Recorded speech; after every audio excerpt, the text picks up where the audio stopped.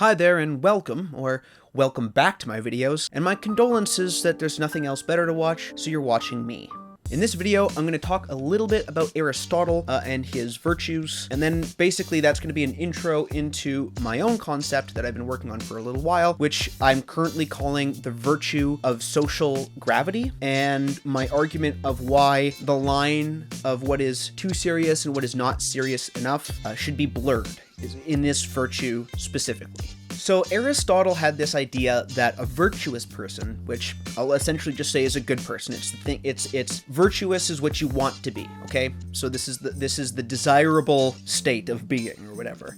A virtuous person keeps a balance, a mean of 12 virtues. So there are 12 virtues, and if you are deficient in that virtue, or if you have an excess of that virtue, either way is called a vice. So the one that I actually most often pick to explain this to people, because I think that it's the easiest one to understand, is the virtue of wittiness. I think we all know someone on either one or the other or both sides of this. Some people just can't take a joke. Like, nothing is funny. Everything has to be like super serious all the time, and they're dry, and they can't take a joke. Like, I remember one time, my dad, who tells jokes all the time, was at a store and he told a joke to someone, and the guy just like stared at him, straight face. My dad was like, I'm sorry if I like hurt your feelings or anything. And the guy was just like, I just don't like jokes.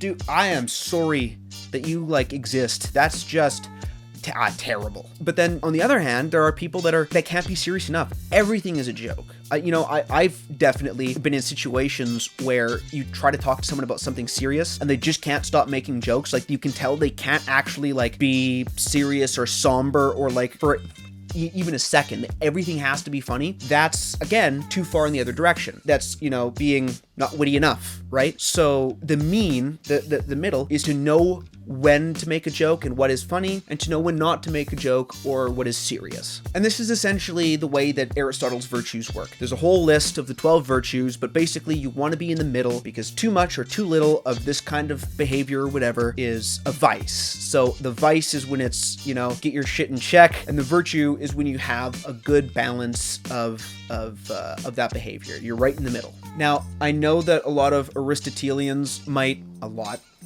implying my viewership is more than my family, but people defending Aristotle might say that the new virtue I want to propose in this video, or in my concept, already fits into some of Aristotle's virtues, or one of them. That's fine. If it does, talk to me about it. I'd love to, further my concept and fit it in somewhere. But I actually think that what I want to talk about isn't covered in Aristotle's virtues, but would work like one of them. So that's kind of why I want to add it in, because I think it's one of those things where too much is bad, too little is too bad.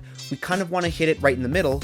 But with this virtue, I think that middle line should actually be kind of wide. There shouldn't be a very definite too little or too much, and I'm going to provide an argument for why I think that is. So essentially, my virtue of social gravity is, if someone does something that isn't like socially acceptable, you shouldn't be too serious or act too aggressively against it, but you also do have to act against it, especially if it's something that's like really highly socially unacceptable. And I honestly do think that one of the reasons why I think about this so much, and why I'm trying to define this in a more accurate way, is because I have autism, and because the whole like, is this okay or not okay in a social situation, is something I've dealt with a lot in my life, actually. And I've been in situations where I didn't intend to do anything wrong, and it was, lots of situations where it's like just the social ritual. Something like, don't put your elbows on the table when you're eating. Like, I'm not trying to tell you I don't respect your family. I just literally leaned forward and put my elbows on the table, right? So there's this line of like what you should allow and what you shouldn't allow. So let's take another example. A racist uncle at Thanksgiving, right? If one of your uncles, or aunts, gender equality, but racist men, right? So if one of your uncles says something really racist at the table, it might be an excess of social gravity to just like stand up and like bitch him out and like storm out, stand up and just punch him in the face, start a fight.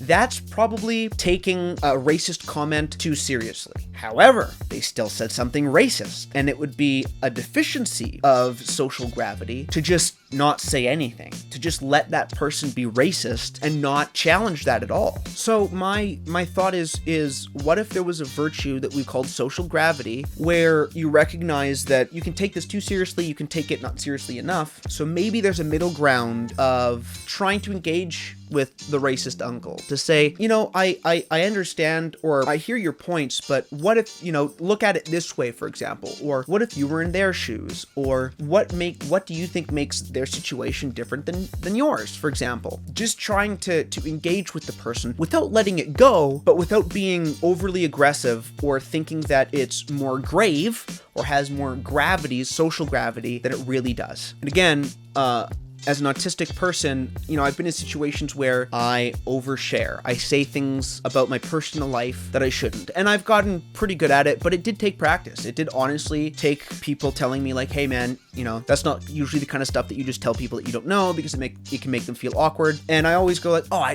didn't like think of that before. It has taken me practice. But if I overshare and someone is like, assumes that I'm doing it to be rude, I don't know. They're putting way too much weight on something that I just kind of did accidentally because I didn't know any better. Whatever the case may be, even for people that aren't autistic, obviously, sometimes you just say things that you didn't know you should or shouldn't say, or whatever. It happens. Which is why I come to this point of the line in the middle of what is too serious, not serious enough, or whatever, too cringe or not cringe enough, should be actually wide, or it should be blurred, is because it's kind of like a buffer, like a social stabilizer, right? It's like oiling the engine, you know, it allows for smooth transition of parts, so to speak, because we can't have it that someone says something that's like, oh, just forget about it, and then as soon as it passes the line, it's too serious. I think we should always try to treat situations of social gravity with a bit of leniency, to approach the problem and give it a bit of room to move, because I think that when we put too much social gravity on a situation, and like if we snap at people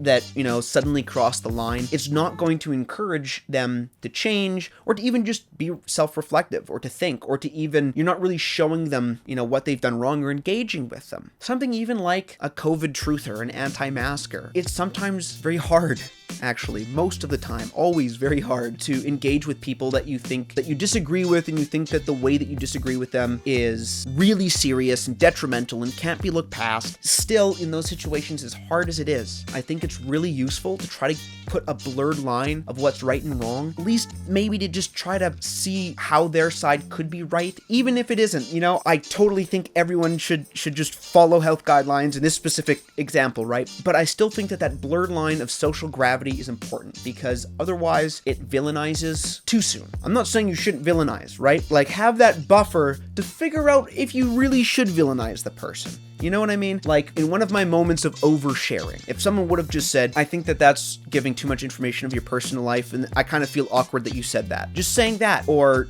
trying to figure out whether or not I was saying it to make them uncomfortable, or if I just wasn't thinking about it. That buffer, I think, is really, really important. It's just having a bit of patience and a bit of wiggle room when things aren't socially, you know, perfect. Anyway, I feel like I'm rambling now. I don't know if this really made sense at all. I might make a follow-up if I carve this idea out a little bit better, but basically, that's all I have to say for now. And let me know what you think in the comments or whatever.